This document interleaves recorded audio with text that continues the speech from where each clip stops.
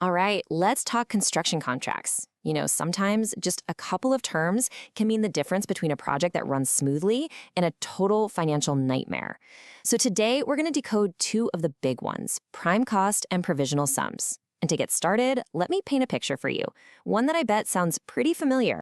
So picture this. You're kicking off a huge project. The main structure, all planned out. But you haven't picked the final tiles yet, or the exact door handles, or, and this is the big one, what if you have absolutely no idea what your crew is going to find when they start digging? I mean, how in the world do you budget for something like that?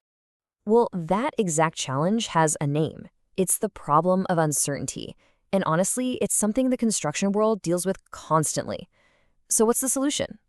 It's actually a pretty clever tool built right into the contract called allowances.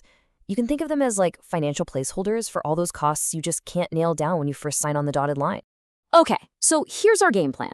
We're going to start with that big problem of uncertainty. Then we'll dive into what a prime cost, or PC, is.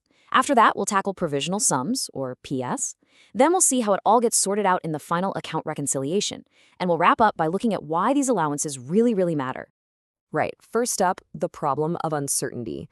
So again, how do you actually budget for the unknown? Well, the industry's answer is to create a formal process for it. And that process starts with one key idea. And that big, overarching idea is what we call allowances. Basically, these are financial safety nets, right? They're amounts of money that everyone agrees on up front and puts into the contract for all those bits and pieces of the project that aren't totally defined yet. The bottom line? They let the project get started and keep moving even without every single tiny detail being locked in. So let's break down the first type of allowance. This is the prime cost sum, usually just called a PC sum. Think of this one as your best friend for all those physical items and materials you just haven't picked out yet. So, officially, a PC sum is a chunk of money that's built into the contract, and it's meant to be spent on materials or goods from a supplier. Now, the most important thing to get here is that this budget is only for the supply of the item. It has nothing to do with actually installing it. That's a totally separate thing. And when you look at the details, a PC sum is actually really specific. So first, remember, it's supply only. We're talking about physical things like tiles, bricks, door handles, where you haven't decided on the final brand.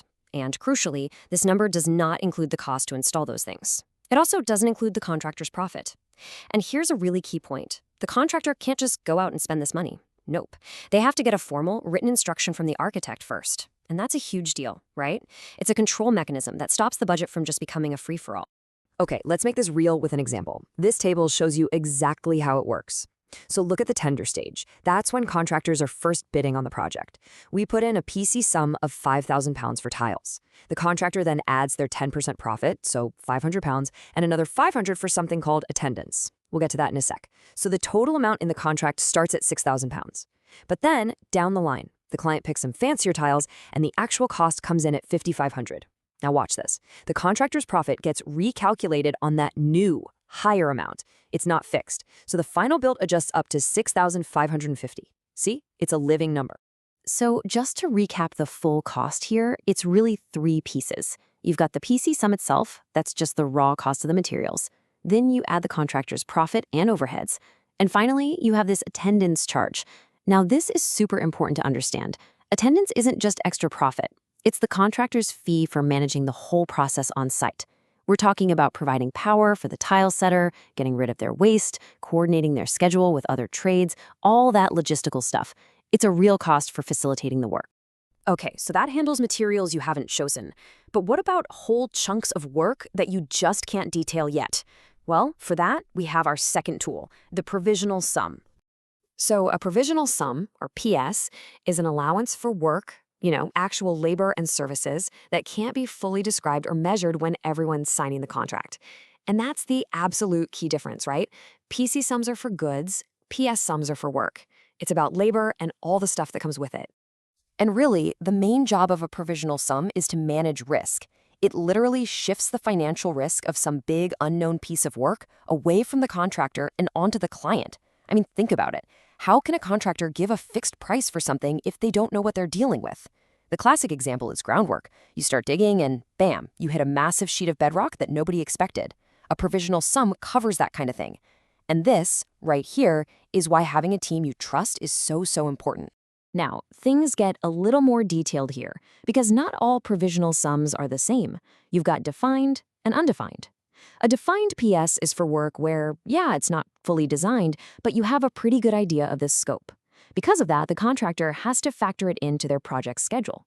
But an undefined PS, that's for a true unknown. It's a total black box.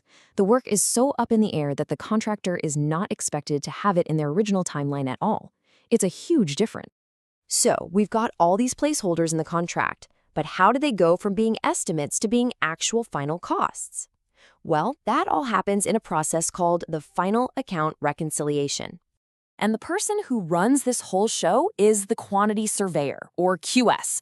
The best way to think of the QS is as the project's impartial financial referee. Their job is to blow the whistle and make sure every single one of those estimated allowances gets swapped out for a final, verified, totally accurate cost. They're there to make sure the final number is fair to everyone, both the client and the contractor. And the way they do it is actually super simple, but really strict. It's a two-step dance. First, they take the original allowance, that estimated PC or PS sum, and they just remove it from the contract value. That's called the omission.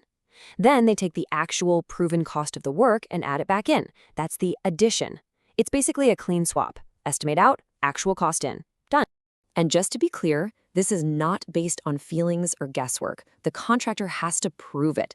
They have to show up with a full-on paper trail. We're talking supplier invoices, receipts for every little thing, and even measurements taken on site by the QS to verify the amount of work done. It's a totally transparent, evidence-based system. You gotta have the proof. Okay, let's pull back for a second and look at the big picture. Why does any of this matter? Why are these allowances so important? Well, it really all boils down to one thing: balancing risk and actually getting projects off the ground. I love this analogy. Think of allowances as a project's weather budget. You know, a fund for a rainy day. They create this essential financial buffer that gives everyone the confidence to start work, even when a few things are still kind of fuzzy. Honestly, without them, a ton of projects would just get stuck in planning forever, paralyzed by all the what-ifs. And this quote just nails the whole philosophy behind it.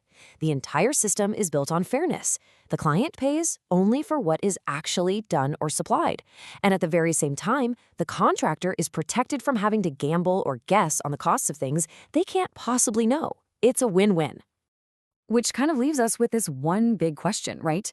When they're managed properly by a pro QS, allowances are an absolutely vital tool. They provide flexibility, they allow progress, but what happens without that strict oversight? Could they just turn into a contractual blank check? It really drives home just how critical transparency, trust, and good old-fashioned project management are to making this whole system work.